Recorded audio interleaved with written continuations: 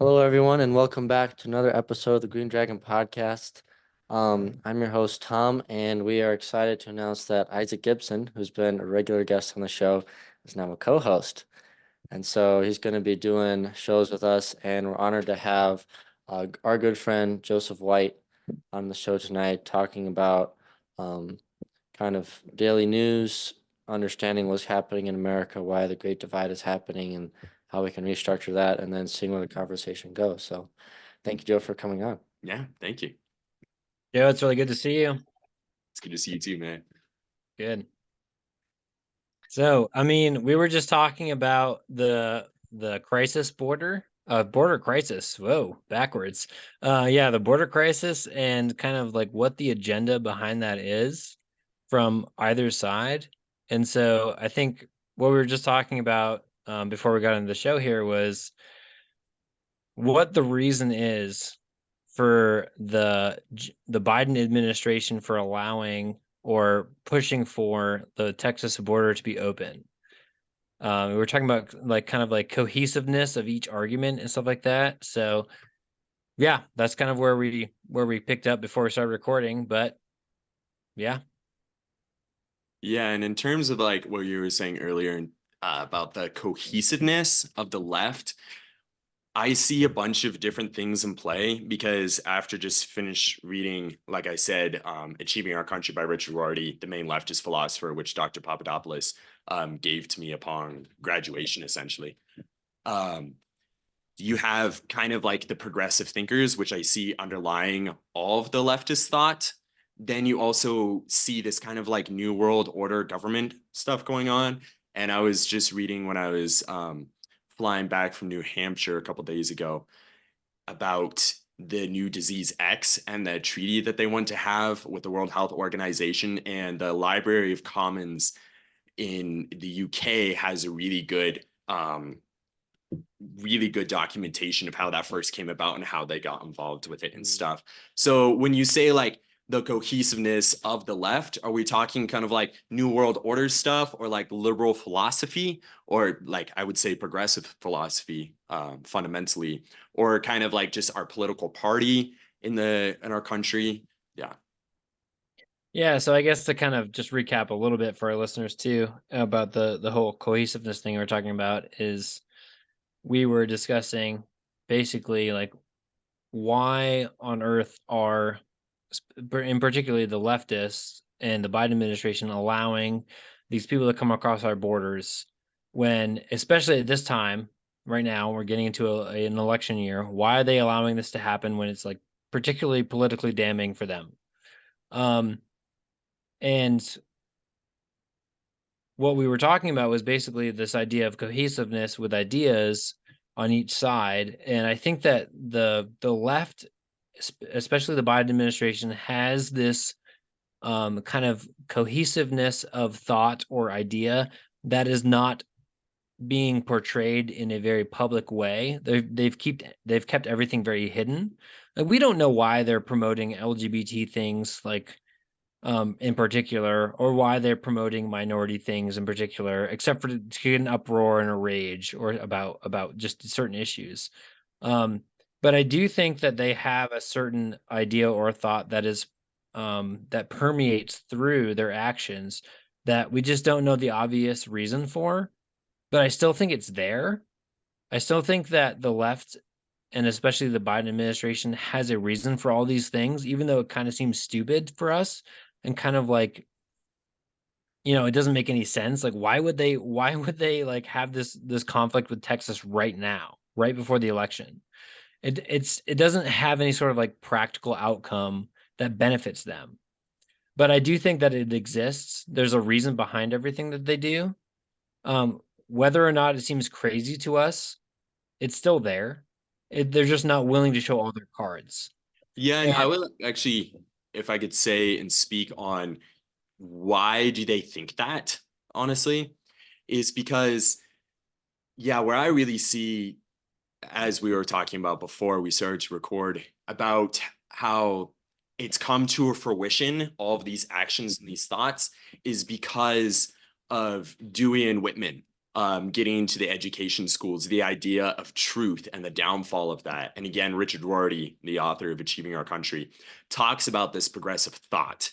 The reason why they want to support the LGBTQ movement, the minority and stuff like that is because of this understanding that we are achieving our country. It isn't even America or anything like that. It's just that America has put into place the best means and ability to allow the progression of truth and our understanding of our relation to it. Kind of in a sense, we hold it within ourselves. So the reason why they are supporting the minority and different LGBTQ movements and stuff like that is because we have come to understand that to now be true, where it wasn't in the past, but now it is true. That is what they are arguing and holding. So that is why I think, in a sense, you see the leftist political movement, it's founded upon these philosophical ideas that now we have progressed. We've come to a greater understanding that the people in the past haven't. Our founding fathers are no longer relevant, and we shouldn't pay attention to them because we have moved on.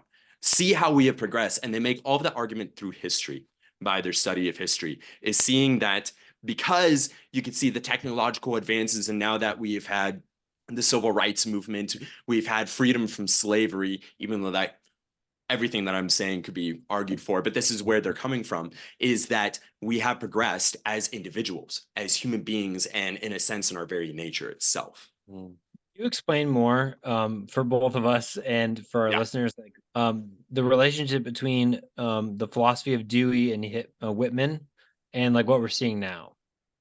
Yeah, so essentially Dewey and Whitman, well, let's see, I'm going to back up a little bit first. You've had throughout history an understanding that our human nature cannot change through the history of philosophy, essentially. And you see that with Herodotus, you see that with Thucydides, you see that with St. Augustine and his City of God. You see that with Aristotle, you see that with Plato, that essentially our natures don't change. And where that first at least started to come about in philosophical writings that it changed was with Rousseau and his discourses, where he has the savage man and the civilized man. And he says that savage man is where we should be, but we're not there because now we're civilized man, because throughout time that is not trackable, our nature has changed. Our nature has changed itself. And then from there, you get Karl Marx, you get Hegel, and you get Fukuyama, who wrote The End of History after the Cold War, where he said history is done. We have finally achieved world peace, which is obviously been shown to be wrong throughout history itself. But basically, this idea that throughout history, you can see that we have come to a better place than we were from the past. Therefore, we have come to a better understanding our natures have changed. So Dewey and Whitman, in their philosophy, essentially argue that because we can see throughout history that our natures have changed, there is no such thing as an objective truth, a moral standard. And therefore that breaks down. So how do we actually come to truth for our present times, even though it will change? Well, it's through progress. It's through this collectiveness, this collective thinking of the majority of people that say, no, this is right. Kind of. It's very abstract and false and wrong, honestly, when you really delve into it. But that's kind of like the understanding. Does that make sense? No, that makes sense. I mean, just I've always been curious about this question. I'm sure most people listening and everybody's kind of asked themselves, like, even if you haven't studied history, like Herodotus or Thucydides or Aristotle, all that stuff, like, what do you understand, or how do you understand the idea of human nature changing, or even if it can change? Like, what does that even mean? And why is that a premise for progressivism and even for like modern thought? Like, how does, first of all, how do you understand human nature? How does it change, if it can change? And why has that thought or that idea got us to this point? Like, why on earth do people think that where human we're nature at can now? change? Yeah, it's I mean, it seems to me, sorry, just really quickly, it seems to me to be a very like evolutionary kind of idea. Yes, Mhm. yes, But it is. it also seems to be a very damning evolutionary idea, where it's like, if our human nature is changing all the time, then how on earth could we possibly relate to the people before us, Mm. especially like thousands of years ago? But like from our studies at Wyoming Catholic with, Tom and Joe here and myself, um, we from what we read, it doesn't really seem that human nature changes. We Yeah. all desire things that we shouldn't, History and repeats itself. desire things that we should. Yeah, history repeats itself. Yeah. Um, And man, Herodotus says that himself. He says that I'm going to write this work. It isn't going to be poetic or Homeric like Homer before me in the Iliad, but I'm going to write this so that you can learn from man himself, learn from man's past actions, carry that on. And that's how you can learn from human nature is by studying not only like movements in history and like wars come about and the rise and fall of civilizations, but individual actions of man. That's how you can learn about human nature. And then literature also plays a huge part into that. That is how we can learn from human nature. But these progressives say that no, actually, that teaches us, history teaches us that we have progressed to a better point. We have greater understanding through our downfall of slavery, through now that we have democracy into effect and we hear the voices of people. But the crazy thing is that that's just not true because in Herodotus and Thucydides, they already go through all of that and they've had democracy. They've had that. History has shown it. It's just people actually don't study their history, I would say. It almost seems like too that what they're trying to do with the progressive ideology is say that we aren't fallen anymore. Almost like they're trying to give themselves their own salvation, like saying, No, that's we're 100% true. yeah, like we've come so far, so we don't need anyone else. We're superior. Right. Rather than Well, and take, that's where St. Augustine, he comes in with his idea in City of God. He has kind of like three phases of history. He has man after the fall, essentially. Then you have the incarnation, and then you have like the waiting period, which we're in, which is the second coming. So if you have no belief in a God, if there is no God, what hope is there except our individual choices and actions? So therefore, because there is no God, we can bring about essentially a utopia here on earth. Even though they don't want to say the word utopia, Richard Rorty, he does use it a couple times in his book Achieving Our Country, where it's just like he says, okay, don't think about it as utopia, but think about it as a never-ending project to get closer to that, essentially. interesting. Yeah. there's a very interesting essay that C.S. Lewis wrote. If y'all haven't read it yet, I would highly recommend it. It's called "Is Theology Poetry?" Mm, His he goes through the whole essay discussing whether or not like theology is good poetry and all that. And Yeah. he ends up getting to one point in the essay where he says theology is horrible poetry. It's the worst poetry there is. And it's because it's not of man. And he ends up going into this discussion about the scientific revolution. Yeah. Um, and he basically describes the scientific revolution as being the perfect Shakespearean tragedy, where you have this chaos, this abysmal chaos at the beginning, where something comes from nothing, the Big Bang, as a scientific. He calls it the scientific experiment. Doesn't call it the scientific revolution. The scientific experiment, where everything comes from nothing. You have this extremely long series of events that finally leads to man. And man being this feeble, like scaleless, featherless, clawless creature comes out of nothing and he dominates nature. And Yeah. there's the first act, which is everything coming from nothing. The second act, where man comes into the picture and he finally like starts to recognize his capabilities in response to nature and in reaction with nature. And then the third act, where he comes to his fruition, where he comes to his full power and he dominates nature. And then in the fourth act, Mother Time or Father Time and Mother Nature both come together and destroy him and bring him down to nothing. And mm, the fourth act, it goes back to where in the first act where there was nothing. There's this like kind of like chiasmic kind of parabolic structure of nothingness to perfection to destruction. And he basically described the scientific experiment, this idea of man's evolved from this thing that he could never get to naturally, right? I mean, like, or not naturally, but immediately. Like we came from apes and now we're people, and then eventually and then we'll decay. And individually, that is our lifespan. We came from absolutely nothing. We came from this ball of chaos. A sperm and an egg somehow came together and created us. And we rise as infants as like we're there, we're kind of this feeble nothingness Yeah. against the world. And then we rise to our fruition as our manhood or our womanhood. We come to the pinnacle of our existence and then we fall.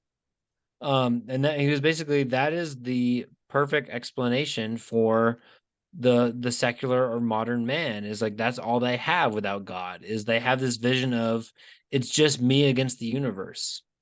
And when it's just you against the universe, like you were saying, Joe, it's like you have no other choice but to progress and to become something different and to become something more, to evolve, to become something better than your environment. And right now, what we're seeing is in our environment, especially in a technological age, is that we're not just competing with time and Mother Nature, we're also competing with each other, especially with like TikTok and Facebook and Tumblr and Instagram and Twitter and all these things. We're competing with each other to become the better and the best thing. And so all these different fads pop up, like LGBT, like, oh, I need to be something different, something cool. Or like the leftists, they're like, oh, we need to be super compassionate. Let all these immigrants into our country so that we can show how compassionate and awesome we are. We're better than the people before us who conquered everyone. We need to be a better America, not one that, like, goes to war with natives who are already killing each other anyway. We need to be someone who's compassionate and like set up all these memorials and have all these feast days for secular reasons to show that we're better than the other thing so that we can survive. But what is the end of that? Destruction. I mean, There's the end of that is destruction, and there's no end to that cycle. And that is like what we're saying with Thucydides and Herodotus, like, or sorry, Herodotus and Thucydides, like they're saying we rewrote this so that you could learn from man. Yeah. You don't learn from man of what is man. You're going to end up falling into the cycle of like, I just need to get further and further ahead. But that ultimately, no matter how far you succeed, ultimately leads into destruction. If And that's you where you have the two um let's see, Nietzsche and Teilhard de Chardin also, who's is a crack theologian of the Catholic Church, honestly, um, where they fall into this idea of the evolutionary and for Nietzsche becoming the Übermensch. And Nietzsche is probably the most popular philosopher now. So again, if you don't have anything and you want to avoid that vicious cycle, which Karl Marx very clear puts forth in terms of the cycle of the oppressor and the oppressed. It just keeps repeating. And his idea was to break that. And that is where a lot of his stuff comes from. But yeah. And that it's amazing though, because that idea of the oppressor versus the oppressed can be tracked onto the evolutionary idea. Like the survival of the fittest. The oppressors oppress, and then whoever can get past that gets past that. And if you're able to rise above that, if you're able to rise above the oppressor, then you win. But you can't win because then you become the oppressor and then the cycle continues. so the thing though is that in terms of the leftist philosophy, they see that and they want to break that. And that's why, again, you have Nietzsche, where it's the idea you can become the Übermensch. And he does it in a dark way. Or Teilhard de Chardin, though, he does it in a more evolutionary and hopeful way. That man is coming to himself through history, and it's going to take time until basically man becomes God. So, in order to make sure that we don't fall into that cycle, and if you don't believe that our natures can't change and that if you could believe our natures can change and that there is no God, then the only hope is to use everything at our hands to be able to progress to a better place, a better society for everyone to live in. God, That is their thought. And that is why you're going to help out the minorities. That's why you're going to help out the LGBTQ and all of these other places. That is where their idea is coming from. right? In their eyes, God is man is God. Oh, yeah, 100%. But there's one interesting thing you were saying earlier, Isaac, how the idea that you have to follow this fad or that fad, because there is no God or man is the only thing, man has an inherent desire to belong to a society or a group. And that's why you have, I'm going to do this TikTok challenge. Well, I'm going to identify as this gender or this new one. I'm going to make a new one so that I stand out and I actually have purpose and worth. I actually have an identity to belong to, which is so sad because that will actually not last, because it only lasts as long as you're alive and then it's gone because it's just going to change again. It's a very despairing place to be in, but it makes sense why they're trying to identify to be part of this one group or this other one. And then I can't offend this person because that's not a good thing to do. And it's just a really sad cycle that's why you get a lot of nihilists today, where at the end, nothing matters, you know? Yeah.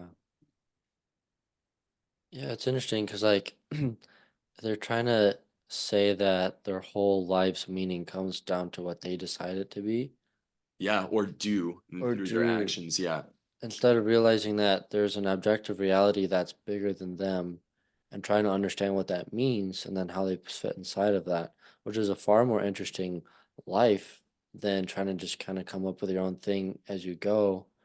Because, like, we're still trying to discover what does it really mean to be a man and a woman 6,000 years Yeah. later. Yeah. And then how are they Well, going to figure it out? Like, I'm going to be a new gender and I'm going to figure out my lifetime. It's like, it seems so like futile and then, like you're saying, despairing. It's very lonely. Yeah. And You're- that's why you get so many nihilists today. Yeah, yeah, And it is very sad because if you can't belong to something that's greater than you, what do you want yourself to be the greatest thing? And you are the arbiter of what is right or wrong or morality for yourself and for everything else? I say that history says differently. Man despairs when that happens, when he is the only thing and the only deciding factor. He gets pretty bored. That's why you do have so many TikTok trends and everything yeah, like that. It's because you're trying to be part of something else. But what they're preaching is that, well, you can be the center of it all. The fact is like, no, you're going to be part, like you said, of this like greater cosmos, this greater design that is out there, and then you can be ennobled and like work towards that. But they hate that idea of having some kind of standard by which man needs to mold himself to or like act towards and perfect himself and become better towards. yeah, and I would say that there's kind of like a twofold explanation. Well, I mean, there's probably more, but I would say, like, just for our purposes, there's a twofold Yeah. explanation for this kind of thing. Is that, um, first of all, on a very personal level, very like individual level, everybody looks at the world through their own eyes, and they look at the world and they judge it and compare it and discern the world through an understanding of themselves, which is something that is not new. It's not a new idea. It's very Aristotelian. It's very Platonic. It's also very, very ancient. This idea of like, I understand the world through my Through your eyes and senses. else through myself. Um, and I remember Dr. Jeremy Holmes, one of our professors at Wyoming Catholic, talking to us about this idea of the imaginative self. And he gave us a very simple example. I think some of us after class one day we were talking to him about this idea because he mentioned it during a class and we asked him more about it and he was like, imagine you're going up to a really, really pretty girl and asking her and like you're going to ask her to go out to coffee with you. So the moments before you ask her to go out to coffee with you, what are you thinking in your mind? You're probably imagining like, okay, this is the girl that I'm thinking of. This is like what I want to take her on this little coffee date. And this is how I'm gonna say the words, this is how I'm gonna phrase it, this is how I'm gonna be standing when I say it. Like Yeah, these yeah. are things I'm thinking about when I'm doing this action. And for a person who's a little bit more skeptical of themselves, and probably for most people who are a little bit nervous, they're probably going to be imagining that situation and imagining that girl saying, "No, I'm not going to go on that coffee date with you." And his whole point about this example was that we have this imaginative self that we take out and we implant on the imagination of the other person or the other circumstance that we're going to be put into. Mm-hmm. So if I'm going to ask a girl on a coffee date and I'm thinking to myself, like, this is how I'm going to say it, this is how I'm going to be looking, this is what I'm going to say, like everything. And then in my imagination, I'm like looking at the other person who's actually me because I've implanted my imagination on them. What would I say to myself if I asked myself for a coffee date? Especially if I was a skeptical person, I would probably say no. Mm, So, what I think every individual does to themselves, unfortunately, on a deeper level, is they say no to themselves to the things that are good for them. mm, And this is a very dangerous thing. And I think it leads us to recoil upon that experience or that circumstance that we've imagined and rely completely upon ourselves for truth and for certainty and for determination. And for And so stability, yeah. we go into any circumstance very skeptical, especially the people of this age. We go into any circumstance very skeptical. How many people have you met on the street where you say hello to them or say like how's your day going, and they're like, wait, why are you asking me that? Like, do you have something in mind? It's like, no, no, no, I just want to know. Um, Everyone's so skeptical because everyone's portraying this imaginative self onto everything. And mm, if you do that long enough and you do that strongly enough and intently enough, what ends up happening is you create this false reality within yourself about yourself in reflection of everyone else. And if you're doing that in relation to mass media like TikTok or Facebook or Twitter, all those things, Yeah. you implant your imagination of yourself, which has been fed by everyone else's input, and you create this monster within yourself that is self-devouring, where it's like, I have to be this kind of thing in order for other people to like me because it's my image of what other people see. I'm implanting my image on the world in order to get feedback. And so this like LGBT thing, the reason why it's become such a fad, I think, in recent years is because people have been walking around looking at everyone else and seeing what everyone else is doing, and they're projecting this imaginative version of themselves onto the person, replacing their intentions, their incentives, their motives, their morals with their own. And if they have a poor vision of themselves, that's what they're going to see the other person looking at them. They're going to Mm. say, like, oh, if I'm looking at Joe White right now, and if I'm only seeing Joe White the way that I see myself, or if I'm only imagining Joe White seeing me as the way I see myself, I'm in a pretty bad spot.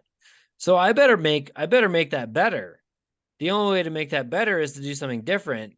But the only thing you know is what you know. And so Yeah. it's a vicious cycle of like turning on itself of like Keeps going. needs to see me as special. But Well, you've and already planted your vision of special onto them for yourself. And so it's like a vicious cycle of like, I need to become something totally different, totally obscure to everyone else and to myself. And it gets crazy. Like I can't even like describe it yeah, further. and it's really interesting that you say that because everything that you were saying there, as you were explaining that, was so much focused on self, on me, That's the how whole I'm idea. viewed, It's all me, self. and just self. And that creates also a vicious, self-centered, and just selfish life. And imagine that's just got to be so miserable because instead, like we were talking about earlier, if you actually fit into this greater plan, this greater cosmos, and you fit into that, and you work on placing yourself and by playing your role and actually acting through that, that is where you actually have a sense of belonging and a true identity. You don't find it in yourself in the selfish way, like you were saying, through the imaginative self, but actually by fitting in to this greater cosmos. And that is like what a lot of religions have essentially. Right. And honestly, like, every religion has the benefit of drawing the individual out of themselves. Every religion calls the individual to say, like, look at something other than yourself for a gosh dang second. Like, come on. Like, you're not the most important thing. There's this giant orb of glowing hot lava in the sky that is like dictating what we do during the day. Yeah. And I mean, like I said, it was a twofold problem. The first problem is that focus on the self, the self imagination. The second thing is like if you we're naturally kind of geared to do that, and then that's the extreme of it. Like we go to ourselves constantly for reaffirmation. Yeah. The second issue is that we denied what you're saying, the existence of something greater than ourselves. And if you have the denial of the greater existence of the self Yeah. with the self is the most important thing, and I portray my imaginative self onto everything else, what you get is complete and utter chaos. Because those two things, they just breed that. Like if you are like, I'm relying completely on myself, not even my community, not my family, not anything, just myself, and there's no greater purpose, which all those other things rely on, community, family, all those things rely on a greater purpose. If you don't have that greater purpose, it's just pure and utter chaos. Yeah. I had a thought there and I'm trying to grasp at it, but Well, maybe Tom can grab it for you. yeah. Man, these are really good thoughts because it's so interesting how you've been identifying, Isaac, like the internal dialogue people have about how they perceive themselves and then thinking everyone else perceives them in the same way. So it almost like makes a permanent barrier between someone else actually coming into their life. Yeah. So it's almost like Yeah. it's that it really is kind of like what Dante was saying with like hell is like you just keep involving into yourself more and more, and that's like the levels of hell. Like how self-centered are you? Because like the definition of like hell is being alone. Mm-hmm. Like that's the worst suffering. Hold it in on yourself. Yeah. Yeah. And Right. But it also, just to point in really quickly, it's I mean, hell is the absence of God, which is that twofold issue we've been talking about. It's the self, the total consumption of self, and the absence of something higher. So Yeah. anyway, continue. yeah. And you think about God, God is family because there's three persons in one being. It's like the perfect unity. Right. And that unity from love is what created this world. And Mhm. so he wants to share that with us. And so it's so interesting that's like we're sold the lie that like we're not lovable, therefore we shouldn't Right. be loved, therefore I won't let someone love. Yeah. And then yeah, it's like you feel very despairing because it feels like it's all on your own. Mm-hmm. And the only way to make other people like you or love you is to be exceptionable enough that they didn't expect that. And so they want to learn more about you. So you got to be so wild that it's like, hey, someone's going to notice me. Yeah.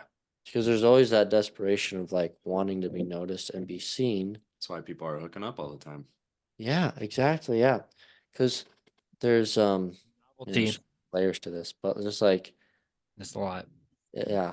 Well, there's one thing with that, because I remember my thought now, what you've been saying, Isaac and you, Tom, that I wonder if part of the reason why this is so prevalent, it seems today, maybe it has been in the past. I have to read my history, but maybe why it's so prevalent today is because, like you were saying, Isaac, how we perceive the world is through ourself, through our senses, right? If you are always perceiving the world through just living in a city and everything that reflects man, the creations of man, things that are less than him, then that's going to bolster up who you are as an individual and your capabilities. But when you actually go out into the wilderness and experience things that weren't made by man or created by him, when you're on top of a mountain, you see how small you are in contrast to everything else, but then also you see how tall you are, like how high you can get Mm, naturally without the aid of technology.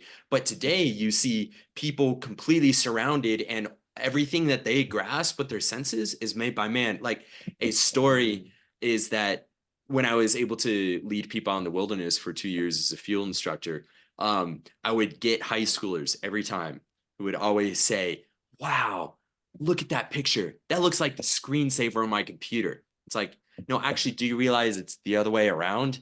That looks like your screensaver on your computer. It's just an inverted way by which we're actually able to see ourselves fitting into this greater idea or cosmos, whatever we want to call it. We're completely divorced from that now because we're surrounded by the light switch that you can just turn on, the temperature and stuff like that. And people out there in the wilderness all the time would complain like it's so cold, it's terrible. And it's just like, what can I do? It's just like, well, this is the real world. We can't just turn on a thermostat or something. Or one time these kids ate their food too quickly and we're one lunch ration short on the 21-day trip. wow. And they're like, Joe, we want more food. It's like, well, I can't just make it appear out of nowhere. Maybe we should practice the virtue of temperance more next time. Yeah. Yeah, and I think that's very important too because we live in such a time in such an era where I mean we're both all three of us we're inside of rooms right now that are heated, Yeah. lighted, and cooled, or like we can open our windows and get all this stuff, and we're isolated from the outside world in maybe like smaller ways, like you're only like a doorway or a window away from the outside world, but it has such a huge effect on our psychological development and understanding of the world. Yeah. And yeah, it our own creations reflect something about ourselves, and we're like, well, I live in this protective creative bubble, and so why shouldn't I live in my own internal protective bubble of myself? Hmm. um And it's never encountering like true danger or realizing that can happen. And I think that's where it plays into like this progressive idea, like, oh, we have come so much better and stuff like that. I haven't been in contact with any violence and stuff. And that's why you have people so surprised at the horrors that are happening in Ukraine and Israel, you or know? on the border, like I haven't been down to the border, I have no idea what's going on down there. Exactly. But when you're like removed from that, it does make sense to me that it's so easy to see that like, oh, man has progressed. We have flushable toilets. Like I can live a sedated life, that doesn't actually encounter true potential danger. And you don't have people being fully human anymore because it's again, you're living in this secluded bubble, like you were saying. Mm. Yeah, Yeah. and I think that's part of the misunderstanding that I think people get when they say progressive, because I think when people say we're conservative, what we're meaning is like we're conservative to the values that um God made the world, there's natural law, there's moral law, and we need to follow that law because this is the way God set up the Right. world. Yeah. And then other people look at progressivism as like, oh, we're able to build things, therefore we're greater people. Yep. So It's a Tower the of Babel right there. yeah, it's not being able to use our mind to build something doesn't mean that we're therefore a better person. We're understanding how to use our minds to construct material into a better resource. Right. So that's just an advancement in technology, which has nothing really to do with advancement in morality. And that's exactly what St. Augustine says in the City of God. Yeah. Because I like went through and underlined every part that said progress, or Mm, man's nature, or yeah, being able to progress in general. And that is what he said. He said, undoubtedly, we have advanced in technology, and he was saying this back then, that we've advanced in technology on our ability to live. But in terms of man's more morality, mhm. and what he is inclined to do and what he's not inclined to do, that has not changed. Yeah, And history shows that. yeah.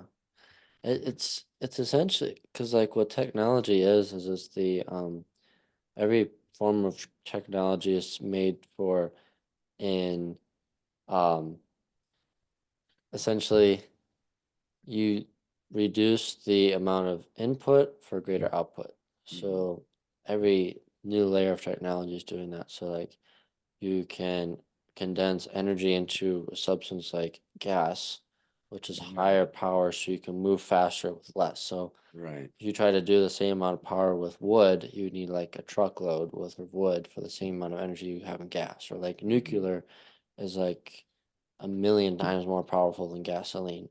Yeah. So it's like, how do you use less energy for more output? Like, you went from shovels to bigger shovels to excavators. So it's like one person can do more by himself, Yeah. so you can Yeah. do more. So, like, when people look at that as saying, oh, we're progressing as people, it's like, well, we're just understanding the laws of physics better. Yeah. And then how we use those for our own benefit as we see in the world. And so when you try to divorce that from like saying, well, no, those are just really good things that we can use to better our lives, because understanding the whole premise of being human is that we came into this world with free will, we lost the graces God gave us, and from that, we're in a state where we can either choose Him again or we'll go in the dark path. Um, Without that idea, people look at technology as like their savior for themselves. It's like their their way of making sure that themselves are always taken care for, Mm-hmm. instead of using it as like, how do I use this to better other people's lives so they come closer to the final end, which is God. Right. And thus, by doing so, you're also taking care of yourself at the same time. Exactly. You can't find salvation in yourself. Yeah. Essentially, it's not. Yeah. It's all like very, what can I do that's best for me the way I see best now? Like let's say, yeah, so the candle was really good invention. Mm-hmm. And then when the light bulb came out, people were able to read more. So then personal reading went through the roof. Like people started reading books. Yeah. Or Once like, we had the printing press, also. Yeah. yeah, so it's just like another access towards something that all people can use. Mm-hmm. And then it just like, oh, everyone started expanding upon what they can use. Mm-hmm. But just think that because we're able to use resources better, we're therefore a better person. It's like, well, that doesn't really play into the understanding of natural law, because Well, yeah. I see what you're saying. What they would argue against that too. Again, where the first person who started this, like I said before, was Rousseau's idea between the savage man and the civilized man. Mhm. But where it really took off was with Hegel. And the best explanation of like Hegel's idea could be found in Dostoevsky's Crime and Punishment, whereas Kolnikov is basically justifying his actions, what he did to his friend by the murder of the old woman, though he didn't tell his friend he did such a thing. But Yeah. he talks about how the greater truth, the spirit, essentially is coming into the world Mm. slowly by actions of man, and he has no control of that. And so therefore, like Napoleon was justified in what he did, because we're actually able to have better understandings of political structures and government and put better things in place. A really, really good book that also talks about this idea is Plague Journal by Michael O'Brien. Have either of you guys read that? No. I have not.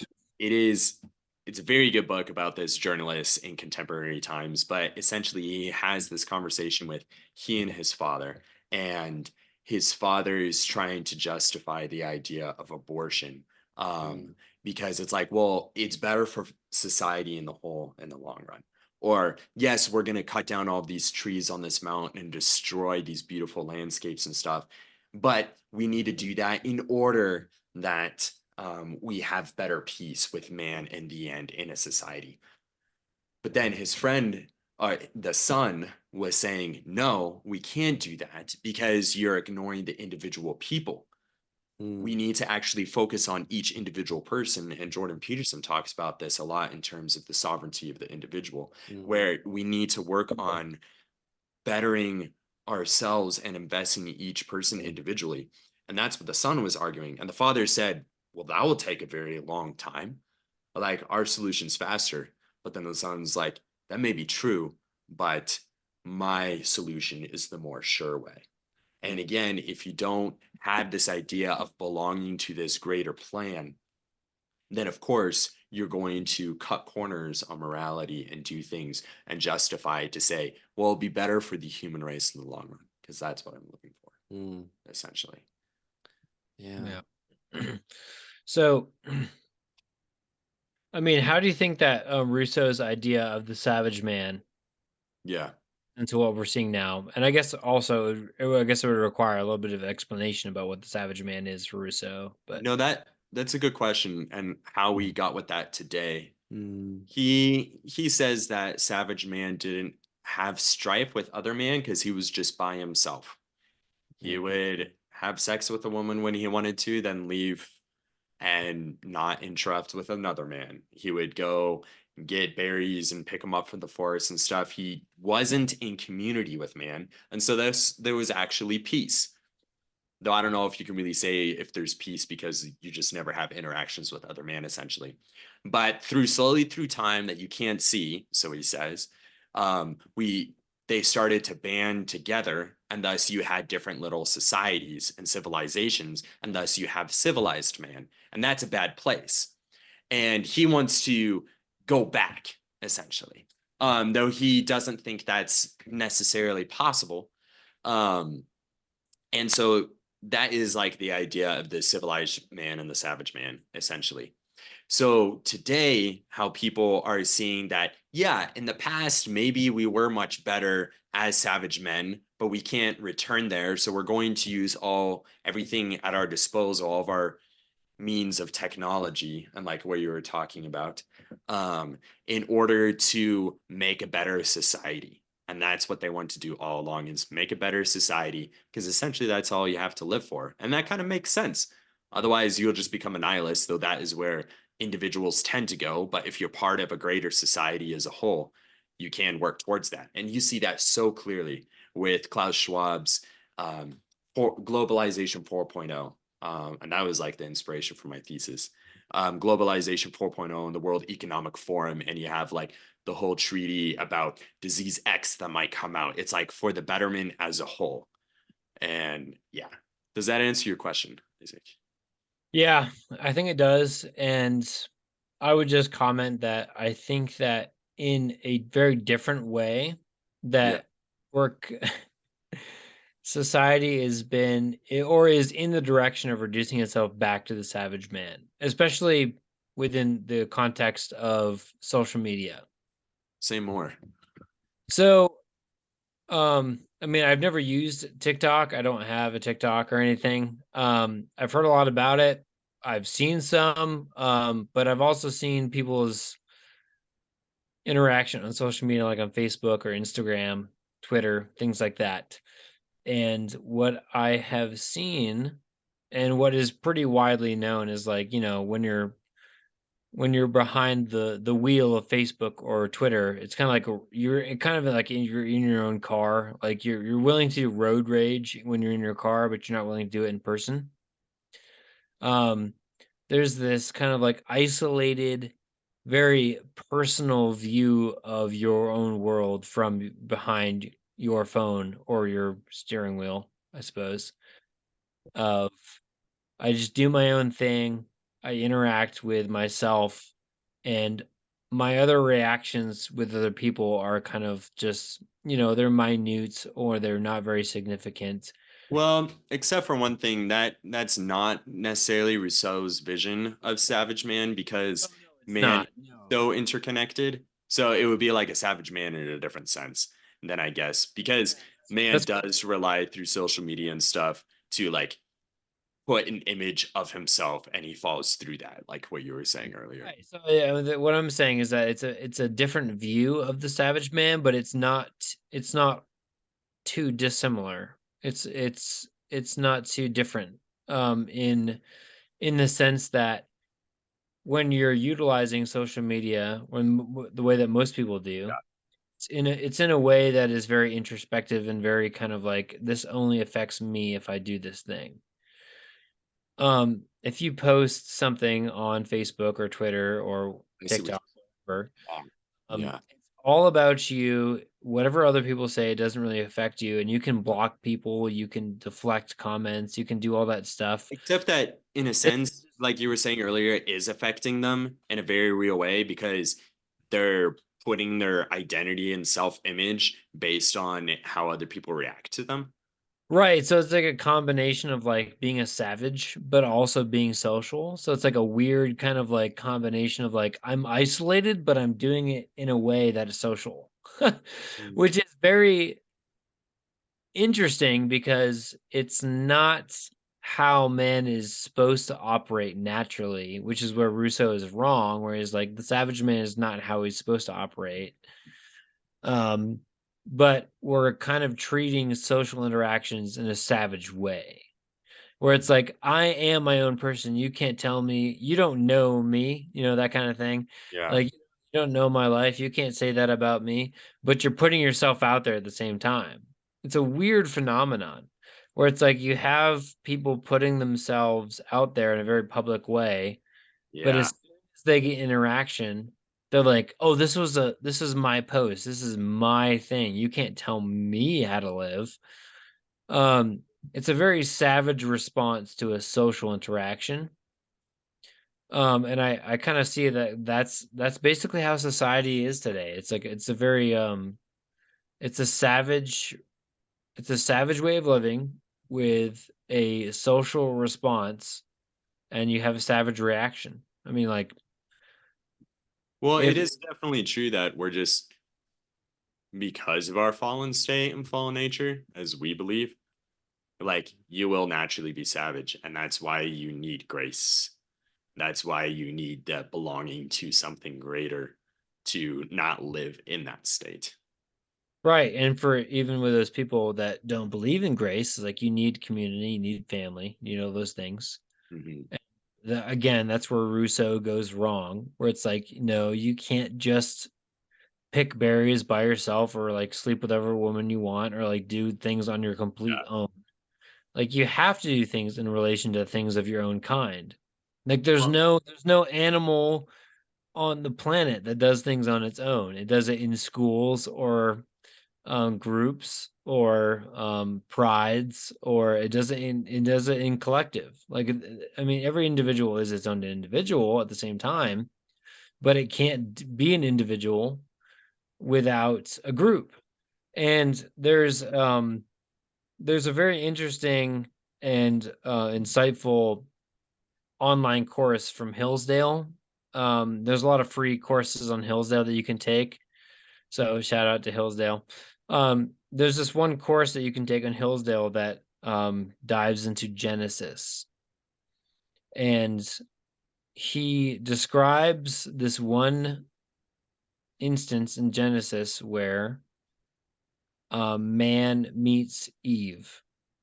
And before he meets Eve, he goes around naming all the animals and doing all the things that Adam does, like before, he meets woman or anything. But um there's this very interesting point where he names all the animals, and then God looks at man and says, "You're not fit to be alone." And so he ascribes him a partner by pulling out his rib and doing all that stuff.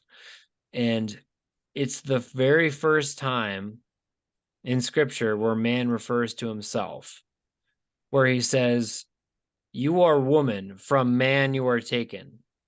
And the theologian on the Hillsdale class points out that man is not able to recognize himself without his counterpart. Mm. And because he says, "You are a woman, from man you have been taken." So he names her like he did all the other animals, but he says, "Oh, you're not just an animal, you've been taken from me." And mhm. it's only when he sees his counterpart that he's able to say, "From me, from man." Yeah. And what he points out is that man is not complete without a companion. And you can interpret that as being like, the sexual companion, like your wife. Um, but he goes further to say that, like, it's not just about the sexual companionship of another human being. It's about we're able to identify ourselves by comparing ourselves and being in association with other people Yeah. of other things of our kind. And so we're not designed to be by ourselves. We're not designed to be alone. And that's why, like in Catholic societies and Catholic culture, we have monasteries where nuns and monks live together in community, and where we have marriages between a man and a woman, where the man and the woman are together and they form more societies through each other. And just to clarify, it isn't monasteries and convents together, it's each individually. Well, I was saying monastery in the more general term, where it's monasteries that included convents. So It just sounded like monks and nuns together in community. It's like, it yeah, isn't separately. Yeah, that. monasteries as a generic term, Yeah. Yeah. nuns and monks separately, obviously. But there's this idea where it's like, from our genesis, from our beginning, we're not able to identify ourselves unless we can identify the other first. And I mean, I think that this is also prevalent in the natural world with animals. Like, you have, I mean, if you look on BBC, you can find all sorts of videos about the bull male rogue running through the plains, looking for a competition to like take on this harem of different female animals, and he has to combat the male animal in order to get those females.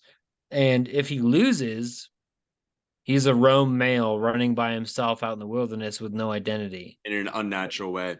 And where everything that you're saying, there's an underlying principle because you're saying like what that happens in Genesis still applies to us today. Therefore, you're saying that we haven't changed our natures. Who we are as man is still there.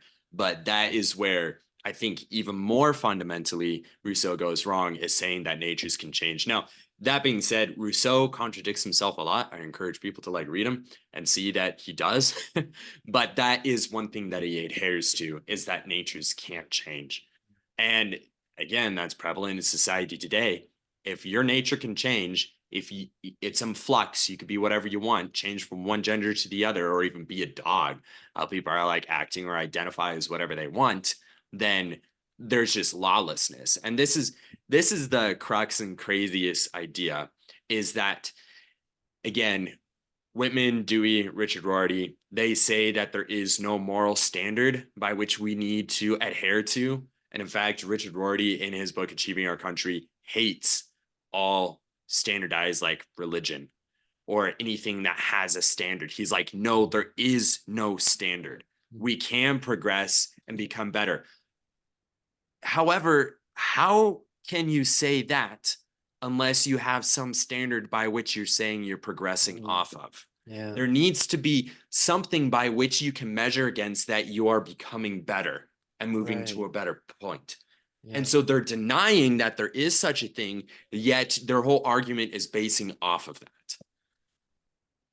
Yeah. There has to be some foundational block for them to think their beliefs. But they're denying that there is such a belief, Yeah. yet they're still arguing that. Yeah. Does that make sense? It's a very fundamental thing, but that is, in my opinion, the most wrong logical thinking that is just rife in the left is thinking, period. Is that they argue, sorry? I was going to say, can you kind of reiterate that for everyone? Yeah. Basically, they say there is no moral standard by which man can adhere to. Our natures can change. We can be what we want. And in fact, we can progress and become better. But in order for you to say that you can progress and become better, you have to have some measurement, some scale by which to say that we're becoming better. So while they're saying that we're becoming better and using some scale, they're denying that there is any scale or measurement that you can go off of. Does that make sense? Yeah, their scale is like, what was good yesterday is bad today. Yeah, but how can you even say that unless there's some measurement to go off of, but they're denying there is no measurement. To say you get from point 1 to point 2, there has to be like 2 different points, but they're denying that there is no space between the 2 points, essentially. The line Makes continues no without sense. having a previous point. It's like it's kind of like they see progressiveness or progression as being continuous without some sort of like distinctive point before that. Which is impossible. It just is philosophically and just logically impossible. It contradicts itself. Even in the world of mathematics, like a continuous like entity has a point before that yeah, you're measuring. Because I mean, like if well, it isn't even the point before, because they'll say, well, we have like come from that point, but the idea of coming from that point is measured off of some scale or some space, and they're denying that space, period. So they say there is no standard, yet we can say that we have gotten from this point A to point B because of that standard that we're able to measure off of. Yet they say there is no standard. It what just would you say doesn't a make sense. denial? What would you say a denial of that previous point? What would that look like practically? What would that look practically? Yeah, so our founding fathers, they said what they did then was good. Founding the Constitution in 1776, like good. They did that. But that no longer applies to us, and in fact, it's wrong to implement it now because it's not good. And it doesn't apply. So essentially, they're saying we have progressed in morality and truth and goodness in a way. And so they're adhering to some kind of standard out there. Who knows what it is, but they're denying that there is such a thing. Does that make sense? Yeah, and I think it's like so they will recognize the point from which they came from, but they will say that that point was null and void. And they will say that from that point, which is null and void, we need to progress forward. But they're still like pointing out, like, okay, this How is do you know you've progressed? How do right. you know if you progress if there is no moral standard? If we It's say that we have progressed morally in terms of getting rid of slavery, in terms of like now we have the civil rights movements, and that's good. How do you know you've actually progressed if you're denying any moral standard whatsoever and saying that there is none? How can right. you say you And progressed? You that's the thing can't. I think that happens a lot nowadays is that a Oh, lot of people 100%. back and they will say like, people in the 16th or 18th century were completely wrong about everything. Well, like, well, if they were completely wrong about everything, we probably wouldn't exist today. Yeah, and But how they still, yeah. but like at the same point, like, so they're pointing out like, okay, even if they're right about that, even if they're correct about the fact that our founding fathers were wrong about stuff, Yeah. we're still at the point we are today. We still progress, and they're still alive. Those people who are claiming that, and they still have all the rights and the different like abilities that they have. Mhm. Yeah, yeah. I mean, like it comes to the question like, what do you mean by wrong, and what do you mean by like Exactly. That's the whole point. You can't say right or wrong if there is no measure by which you can say that there is right or wrong. If you deny that's what that, then how can you say you progressed? And that's where they get confused and they say, like, well, I mean, like, there was the Civil War and there was the civil rights thing. And like, well, I mean, That's where you get ideas like, again, going back to Hegel. Hegel believes that truth is entering into the world through man's actions, is what it is. And it's coming more and more into fruition, is what he would say. And so things are becoming more and more true, if that makes sense. And so for Hegel, there is something by which we adhere to. But Richard Rorty, he says, no, that's not true. There's nothing that we adhere to. There's just us. So if that's the case, we make up our own moral standards. But the crazy thing is that we have a measure by which we can say that we do progress. So we have to be adhering to something. well, and the other thing too is like, how can you make up your own moral standards without having something to measure it by? And like what you're That's exactly what I'm saying. Yes. like, what was it? maybe it was Hegel or oh no. Who wrote the Leviathan? Was that Hegel? No, that was Hobbes. Hobbes, yes. Okay, so Hobbes, he had like the whole like spirit of the world thing going You on. believe nature's changed too. Yeah, Do you continue. believe in like the whole spirit of the world? Like there's this like entity of like the whole spirit of the world moving in this one direction, and like Yeah. it's actualizing itself as history plays on. Yep. And that's what Hegel takes and uses a lot in his Of philosophy of history. there's no objective truth. There's just a constant movement forward, but like it doesn't stick to the ground. There's no like um how would you say it? Like um there's no virtual like mores. Like there's nothing mooring it to the Right. ground. But the thing is like, in a sense, that if you believe that, it logically can make sense because there is something that we're thus adhering to or part of the plan.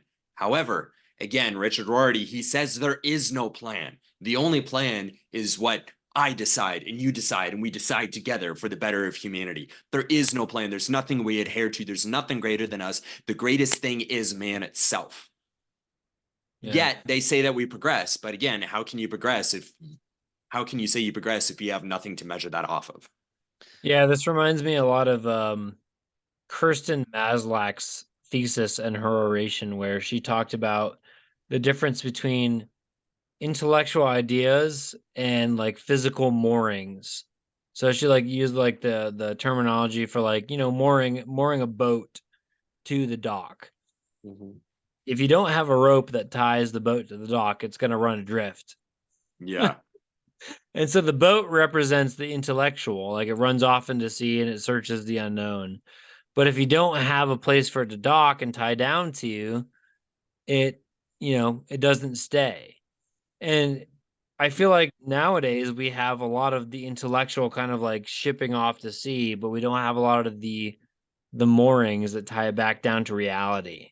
And you know where that needs to happen is through sense experience, contact with real things, not created by man. That's why you have like the rancher and the farmer who just have this like inherent wisdom in them. And they always have like something to say, if you will, or like, that's fine. We'll be able to figure it out. It's because they're in contact with things not created by man all the time that gives them wisdom essentially through that. But the vast majority of people don't have contact with anything other than things created by man that reflect himself. And that puts him on a pedestal, makes him higher and stuff. When it's like, actually, no. Like at the end of the day, nature bats last. Yeah. Mm. Grow your own backyard gardens, people. Come on. Yes. That's right. That's Get right. out into the wilderness. Buy a cow, get some land, like milk that cow, get your own food. Come on. Let's go. Yeah, it's like they want to separate themselves from a real reality Because it's and build their reality own. is scary and harsh. It is, yeah. And I think that the thing is um, I've been thinking about this for a while, but Jordan Peterson's been talking a lot lately about like the idea of suffering Yeah. and like why is it that there is suffering? And it's like, well, it's because we were given the greatest good, which is free will. Yeah. So that means we're capable of loving. So it Mhm. means freely choosing what is best and doing what's good and willing the good. And because of that, we also can, like Dr. Baxter said, if you can go to the greatest height, you can must be able to fall to the lowest pit. Like Mhm. that's like there's the choice there. Because Yeah. without the extremes of both, you couldn't really go to the one because you wouldn't have true free choice. Right. So people see that suffering and evil is bad, and they want to eliminate it because they see that as not like the only evil. Rather than saying there is evil, you need to learn how to choose freely to choose what's good, and from that you'll bring about good. Yep. And the crazy thing about that is that them being able to say that there is suffering means that they're calling forth to an idea that there is a right and wrong. And when Yeah, something wrong happens, there's suffering. But if you deny that there is no right and wrong, then how can you say like there's suffering? exactly. Because what they're trying to shoot at the wrong cause. They're trying to say like, if we just forget about suffering, then it won't happen anymore. That's just blinding yourself. Yeah, exactly. Because they don't want to experience it. Like, um, it's really cool seeing Peterson starting to get really a lot more Christian lately. Yeah, yeah. But he was saying that like Yeah. all the way through, especially Exodus, God told them to look at the very thing that was causing them suffering, the snake on the pole, and by that they'll overcome it. Yeah. And so he was saying that that's what Christ was picturing with the cross is look at what evil does to the greatest thing. It put God on a tree and we killed him. But by looking at him, we're able to see what that is. We're able to see the evil, Yeah. and from that we're able to see the good. And so he was like, the reason why we're given suffering in this world or allowed to have suffering is so we can see how bad it is and still choose what's good. Because then you know you're making a good choice. You're actually choosing what's right.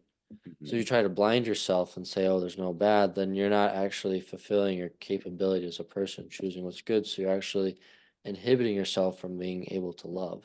Mm. Gosh, there's so much there. Yeah.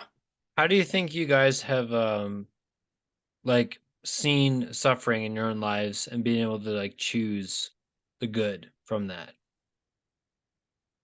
That's a really good question. Starting with Tom.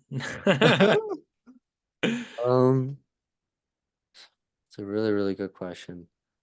Um, Just to bring things down to a from an intellectual to a practical level. Yeah. yeah. To con So at least for me, like let's say like if I wake up and let's say I have car trouble, to me, I'm like, oh bummer, like that's gonna throw out the day. Mm. But then it's like, well, something happened here. I can either choose to complain about it or I can choose to fix it. If I choose to fix the problem, then not only am I making my future life better, but I'm also showing myself that this problem is not bigger than myself, and so that I can overcome this. Or Yeah.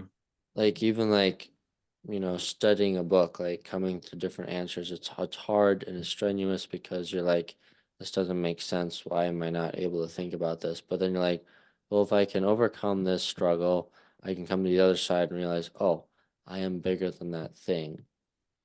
And not saying that being greater than these problems is the end goal, but it's essentially saying like I think God's trying to teach us that with him, because God is the one that can overcome all evil, he's showing us that if you follow him, you will be able to overcome these things and come to the end point. And essentially, if you look at like everyday sufferings as an opportunity to choose what's good, then you'll be able to start seeing what's good more often, which is really cool. Like, I Have you ever come to in a situation where like you come outside and you see your car having trouble and you've been like you've fallen into despair? Like what is your reaction to that? Like if you actually like, looked at yourself and said like this is the worst thing that's ever happened to me and you almost kind of like fallen into it. yeah, Like you've kind of shown the positive side to it. What's the negative side of it and what's the learnings from that? it's a good question. Um, yeah, like really hard moments in your life, like if you lose a loved one or something like that, it's really hard for you to see what's good in that. And it feels like, how am I ever going to be overcome this? And the negative side effect of like just kind of falling into that, all those feelings of despair and hate and all those things, it essentially just shows you that, like, trying to say this the right way, but if you if you stay in the place of like say darkness or whatever it is, then that evil thing that happened to you just conquered you. You're enslaved. Yeah, Yeah. essentially what it is. You kind of So wish that your car had trouble that morning instead. yeah, exactly. So like yeah, like if you let it overcome you, then it sets you trapped and then it's inhibiting you from actually coming to something good. And a lot of times when we see something bad, we don't see the full picture, and so we're not able to see the good from it. But there's a quote that I learned a while ago from Tony Robbins, and he said that life doesn't happen to you, it happens for you. And if you're able to think about it in that context, then you're starting to see like how every bad thing happens to you can be turned into something good. And I think that's the idea of salvation, essentially. It's like the worst thing happened. We lost eternity. And then Christ came again and renewed it all so we can have it again. So he used like the worst thing and said, no, I'm still greater than this. And so, like, even in the daily sufferings, it's like, how can I not let this enslave me? And how can I still see the good through this and choose what's good?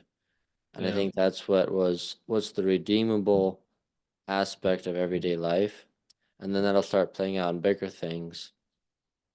But Jordan Peterson talks, I don't know if you've heard of him saying that like he believes you can only see what's really good if you look at what's really bad. Have you heard about that? Yes, I have. It's a really interesting thought. I'm not sure where to go with it, but I did want to say that it just kind of in relation to that, then I want to go to you, Joe. But so I was recently sent this quote from this saint. I don't know the saint at all, but it's Saint Pasios the Athonite. And he says that the problem is that we have lost God at the center of our lives. Once we make our love with God, a love for God, the primary focus of our lives and allow his grace to work through us, then we will be comforted and embrace in all his love. No matter what circumstances we encounter in life, all anxiety disappears. This is the aim of the way of life, to put God first and to seek the Holy Spirit. The anxieties of modern life are only symptoms of our separation from God. hmm, And so when you were saying those things, it brought that quote to mind because the things that really the part of that quote that really got me was all the anxieties that we have about life, whether it's like loss of a loved one or our trucks having problems starting in the morning. If we have a real deep, if that issue produces a deep anxiety within us, it's because we don't have a center place of God in our life. mhm. And we don't have a center place of peace within our own life. Like we don't have like confidence in ourselves. Yeah, So that quote kind of reminded me of that, so I wanted to mention it. But that's a good quote. How about you, Joe? And the question was some kind of suffering in my life. Yeah, like tangible suffering, you're saying, Isaac, and yeah, how. I guess so I mean it was kind of a twofold question. I guess like what kind of suffering have you seen in your life where you've been able to overcome it? And then another situation in your life where you were in the moment not able to overcome it. But later on we're like, okay, well, Yeah. there's the answer. But Mm, Um, one huge one was I had a family member who was close to dying, and another family member wouldn't let any of us go see that family member before they died, mm, essentially. mm, And there was a lot of screaming, yelling when I was there to go visit because I was like, well, I'm going to visit anyways. Um, and there was nothing I could do really except just push my way through. And I handed like a rosary and said some prayers with that one person, kind of thing. and there was nothing I could do in the moment. It's just that, and then leave. Yeah. But it was that night that the one family member that was like arguing and stuff just broke down and was like, I'm sorry for everything that happened. It was hard. It was rough. I've just been alone and lonely here. I'm so glad you're here. And so there was like peace and resolution that came about. So if the strife didn't happen or that suffering wasn't encountered, then that person wouldn't have it opened up, essentially. Wow. That is one that I can really think about that I experienced in my life, where it's just like, yeah, this is terrible what's happening, you know, but it had to be done. And then that way peace came about because of it, you know? Yeah. That's good. What about like circumstances where you've been like in a moment where you felt like you lost, like really lost? I mean, like, I'm just trying to make this more relatable to more Yeah. people because like it's easy to come up with stories that are like, you come up on top, and that story you just shared with us was, even if you feel like you come out on top, it's still pretty Yeah. sad. But like, um, there's definitely a lot of circumstances, I'm sure, for a lot of our listeners and for all of us that were been like, okay, we felt like we've lost, but then it was later on that we realized that we won. Mm-hmm. So do you have anything like that? Where it's like later on you realize that you won. Yeah, yeah. Or it's like in the moment you were like, I am just at the bottom of the pit. Yeah. That's a deep, hard question. I have to think here for a bit. But Well, no worries if you can't answer. I mean, like, it was yeah, just, I just wanted to ask that as there's kind of a, yeah, no, there's one moment, it was more like on a physical side. It was during the professional instructor course, uh, to become a wilderness instructor, that when you're out there, they can pop a scenario on you anytime where someone just like falls down and it's just like packs off. We have to start immediately like figuring out why they passed out, take care of them, and try and figure out how to evac them.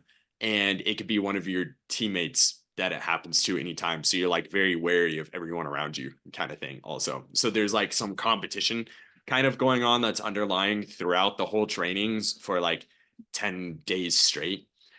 Well, I was the weakest member in the group for sure, physically. And we're just hiking up this hill because we have to make it to a certain amount of time. And I wanted to take a break as we're hiking out. And they're like, no, we need to just keep pushing. I was like, no, I need a break. I'm dead tired. There's like 100 pounds in my pack. We're hiking uphill. I'm going to take a break. And I did. And I stopped the whole group. And Mhm. for me, that was like a failure. I just like failed the group, but then also myself, because I could have kept going. Because the Navy SEALs always say, like, when you think you can't go anymore, you're only at 40% of your potential. Yeah, I could have kept going, but I just stopped the group and took a break. And I've never forgotten that. And like now looking on it, it's like, well, I've gotten to a place physically where I can keep going and like do that. But that was definitely a moment where I felt like, yeah, that was a serious failure. I like let down the team and myself. Yeah. Wow. That's pretty hard. Huh. Yeah. Especially when you're leading everyone else. Like you want to set an example and everything and be the strongest man there. It's hard. Yeah. Yeah. Oh, Yeah. yeah. I was the weakest person there. Well, I guess But it's yeah. my turn to share since I asked both of you. But I would say that like in terms of a moment where like I failed personally and God came to the rescue.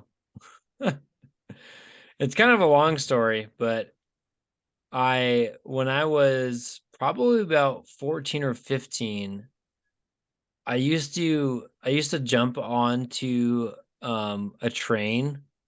It sounds really bad. I used to jump on a train that would go by our house and ride it into town with my bicycle in tow. You were just It's doing the hobo life, literally. yeah. So me and my brothers did this a couple of times, but I did it Yeah. once by myself once, and I was like the youngest of my three other brothers. So I like I was really putting myself up on a limb. I jumped on this train, threw my bike on there, and rode into town. And I jumped off by myself. And I jumped off at the station right next to town, and I basically threw my bike off first, and I jumped off, and I I did a couple a couple sprints like after I jumped off because I timed it perfectly, and then I did this huge somersault, and I just like completely flipped over to like three somersaults and just smacked my face right on the train track, right on the rail. And by some grace of God, by the grace of God, not some grace of God, by the grace of God, and by the strength of my guardian angel, my right forearm was out in front of me, and it braced my fall against the rail where I just smacked my head on the rail. I didn't actually fully impact it. My forearm took most of the impact, but I got up and I had glass shards all in my forearm. Um, and at that time in my life, I had a really good priest friend who lived right down the road from where I actually landed off the train. Um, and so I picked up my bike and I walked 3 or 4 miles to his house.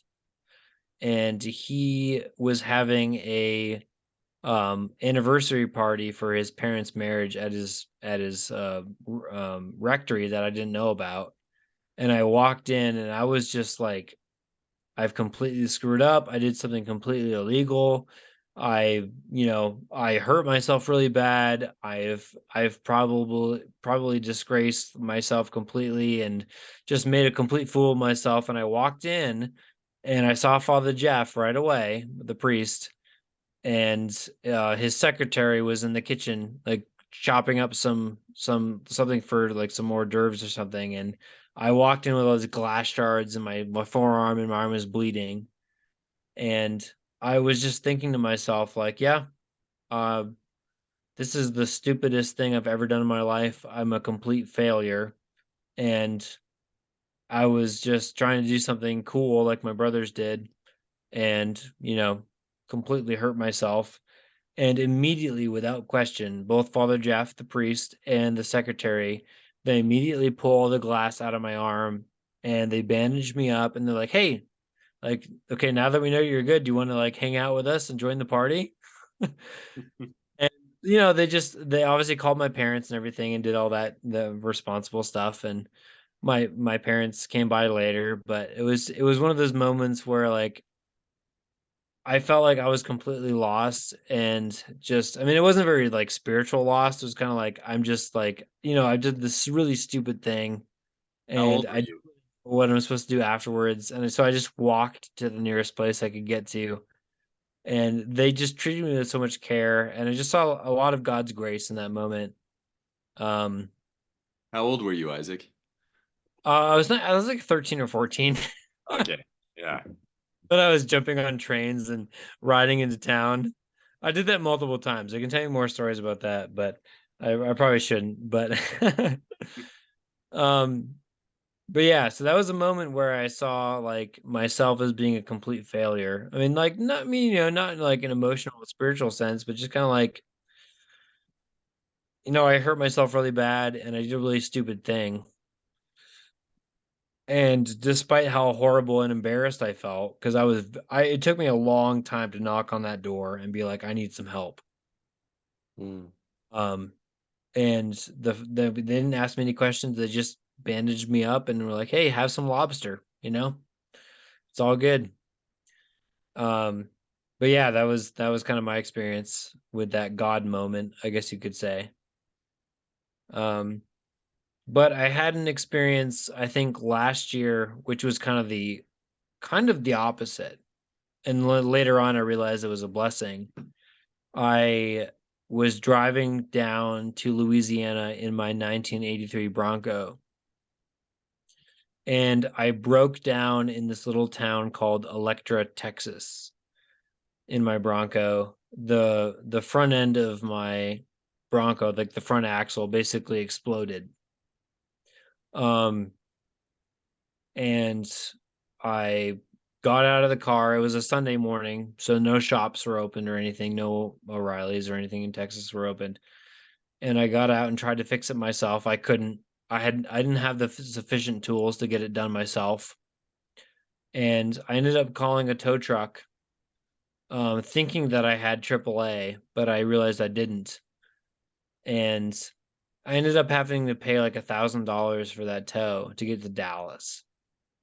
And in that entire experience was just completely miserable. Like nothing about that experience was enjoyable at all. And it wasn't until months later that I realized how much of a blessing that was. Like that I had been tried and put through that experience of dealing with hardship that way. But it was a moment where I was just like just so angry and so infuriated and just like, why is this happening to me? Mhm. Um, but it wasn't until like, yeah, months later where I realized like, wow, now I know exactly what to do if I break down in the middle of somewhere, even though I paid a lot for it. Like God gave me the grace to recognize that experience, recognize months later that experience was, fruitful in some way.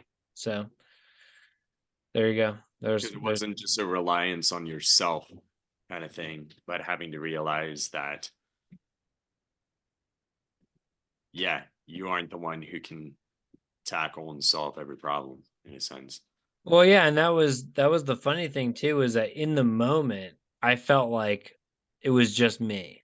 And the Yeah. way that I was mentally and spiritually, I was kind of like, I just need to figure this out and it sucks. I hate every second of this.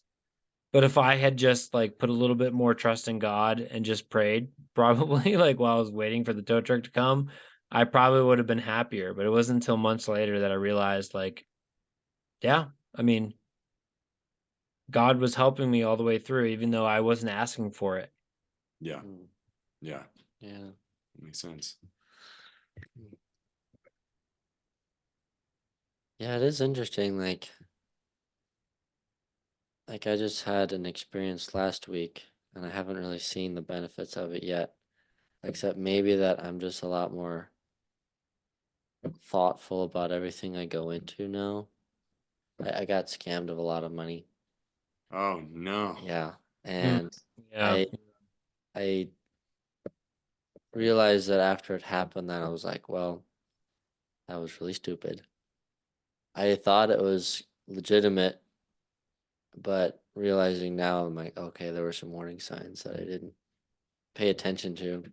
So like I'm not sure what I'm supposed to learn 100% from that at the moment, but like just thinking about it like the day it happened, I was like, well, I could either let it envelop me and just kind of stop everything else I'm doing, or just realize like, this could be fuel for the flame. Hmm. Like, because I think it's like you can use those types of things to like propel you towards something better. And if you do it, then you're like, wow, like there's actually a lot more fire in me than I thought there was. Hmm. Like maybe this was what I needed actually to just say like I really know what I don't want to do, and I don't want other people to do this to me again. So I'm not going to put myself in a position. And because it hurt me so badly, I want to be so much better for someone else that they have a wonderful experience by interacting with me. Hmm. So like be the total opposite of a scammer. Instead of a scammer, I'll be the over deliverer that just tries to give as much as he can, like in my business or whatever, and just like so it puts that contrast in place of like this is what stealing looks like and this is what giving looks like. It's just Yeah. a real hand experience. Was it PayPal? No, No, there was a PayPal scam that went around that I was like, wait, I don't even have PayPal. I'm deleting this. yeah, yeah, you gotta be. That's Yeah. I was gonna say that's kind of what my experience was with the car breaking down in Texas was that, I thought I had AAA and I called them and they were like, "Oh, you don't have AAA anymore." So I was like, "Oh crap, I need to pay for the tow truck." But the the tow truck guy told me after we were like driving to Texas, he was like, "Oh, you could have like signed back up for like $70 and they would have covered it." So I could have spent $70 versus, 1,000. And that was kind of something that I learned later on was like, oh, if someone else is in trouble with a car wreck or like something like that, I just tell them, hey, get coverage before you do it. Before that, I mean, like you get coverage now, and then if that happens, then you can cover yourself. Or if you had it and it just expired, then you can re-sign up and then you can get that coverage, that kind of thing. So I learned that experience. I learned that from that experience, but it was like just from like the heat of the moment, there's no way to kind of like solve that issue, kind of like what you're saying, Tom. Yeah, Yeah. learning like learning real things hurts. Yeah. It just does. Like through that real experience. I was just thinking how this is on a much smaller scale, but like learning Latin at Wyoming Catholic College, Oh, yeah. that was hard. Yeah. But once you have like a sort of grasp of it, it's like, oh wait, this is beautiful. Like Yeah. I can actually start to engage with this or other things in Yeah. life, like dancing or playing music. You have to go through the hardship of like learning it first, but that's just life. But a lot of Mhm. people don't want that because they're scared because of either lack of control or an unwillingness to maybe embarrass themselves or whatever. And then you're just stuck, like you Yeah. were saying, you're just enslaved essentially. Yeah. Yeah. The fear of embarrassment is very, very powerful. Yeah. Mhm. Yeah. Because you don't want other people to look down on you forevermore because of that. I think Mhm. I think there's this idea that people won't forgive you because you have a hard time forgiving yourself. Kind of like what you were saying, Isaac, that imaginative self you place on other people. Yeah.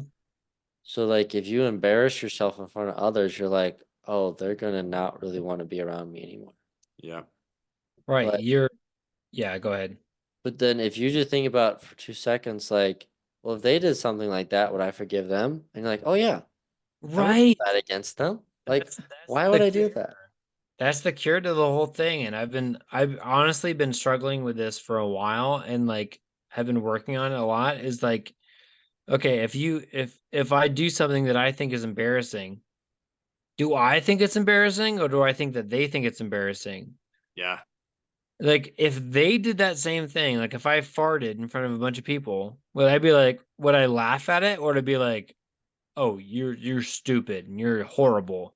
Yeah. Like, oh no, no, no, no. Of course I would say that, like, I'd laugh at it and say, like, oh, it's funny, everyone does it. But if I do it in front of everybody else, my immediate reaction is like, oh no, just that is the worst thing that's ever happened to me. And And it's then such you would look down on yourself if you did like condescendingly look at them or make a mark, right? You would look down on yourself for doing that to them. well, and yes, of course. And here's even the more dangerous thing is that if you stay in that mindset of like of thinking that other people think the same way about you that you do, if so, like if I farted in front of both of you and I was like, "Oh crap, that was really embarrassing." Tom and Joe probably think I'm the worst person ever. What I'm doing is I'm telling myself and I'm creating this imaginative world where Joe and Tom hate me. Mm, And I've seen this play out in my life multiple times where I've done something embarrassing and then imagine the other person who saw that happening like seeing that as something that's really horrible the way that I see it and just and then what happens from that is that if you don't treat that immediately what happens is you suspect the other person of ill will towards you. Yeah. And then if that happens, then what cultivates is this sense of like, oh, that person's my enemy because I imagine them thinking about me the same way that I do, which is horrible. It's a horrible thing. And like therefore they're my enemy. Because, like if I don't know, for example, like if I cussed or swore in front of somebody and like my reaction to that would be like, oh shoot, I didn't mean to do that in front of them. They heard that. they probably think that was just as horrible as I think it was, and therefore they're my enemy now because they're going to hold that against me. Yeah. And And that's the trap. yeah. That's a huge trap because it can lead you to hate people for no reason. And the reason why I was saying, like, if you imagine yourself in the other person's shoes, if you will, and you look down on them, you'll be like, oh, wait, no, that's not nice. I'm not going to do that, you know? Well, maybe we should like also think that where it's like someone does look down on you or like embarrass you more for something that like wasn't your fault or anything. It's just like, wait, no, that was the wrong reaction from the person, unfortunately. Mhm. Right. Yeah, like you're almost declaring what someone else will do based on what your perception of them is. Hmm. Exactly. Like, yeah, Yeah. you're like, there's, I'm not going to allow you to be good to me, is essentially what we're thinking. Yeah, it's very uncharitable. And it's like I mean, it's like it goes back to what we were talking about earlier about like you see the world through your own eyes. And if you do that too much, it can lead you to that uncharity of like, this person must think horribly of me because I think that was horrible Hmm. of me to do. And you don't allow that other person to show you mercy or show you charity or be like, just, it's okay, dude. You messed up. Like, whatever. No one cares. Like, it's no big deal. Yeah. No, But it's if you do happening yourself, more than ever. yeah, go What's ahead. happening more than ever is not a problem with people loving other people, but people receiving love Yeah. Mm, because that's like an insult or a hurt to your pride, especially if someone helps you when you're down in the dumps or you did something wrong and that person receives you, it hurts, you know, and right? it's because of that pride that's in place. And yeah, people struggle with that When so much. someone compliments you, if you feel bad about yourself and someone compliments you about something you did right, You just you're joke. that compliment saying, "No, I didn't do that right. What are you talking about? Like I'm a horrible person." Yeah. And then you like, "Okay, well you're just sucking up or you're just saying that. You're just saying that to be nice to me or something." Yeah. And then it turns into this horrible cycle of like Yeah. Yeah. no matter what compliments you get, it always turns into a negative thing. Though, if you want to receive more compliments, you just say, "Oh no, it isn't true. Do you really think so?" And then you get more compliments that way. There you go. Yeah. Yeah, Joe's an expert fisherman. Got to He's just figure it like pulling at the bait there. Yeah. It Well, sounds like another good podcast conversation. So, we should probably wrap this one up, but it was really good talking with you guys about all these different subjects. I mean, I learned a lot tonight, and I've got a lot to think about. But out. Yeah. yeah, Thanks for yeah, having me on. yeah, I'll definitely have to have you on again. This is good. Yeah. I would love that. Yeah, well, um, to all of our listeners, thank you again for coming in and hearing our conversation for this week. Hopefully, it was beneficial for you as much as it was for us. And go check us out on YouTube, Rumble, Spotify, Apple Podcasts, and wherever else you get your podcasts. Um, always try to do an episode a week. Usually drops on Fridays. We're also on Twitter, Instagram, um, for like daily updates, shorts, things like that. So thank you again for always being an avid listener and hope to see you next time. Take care and God bless.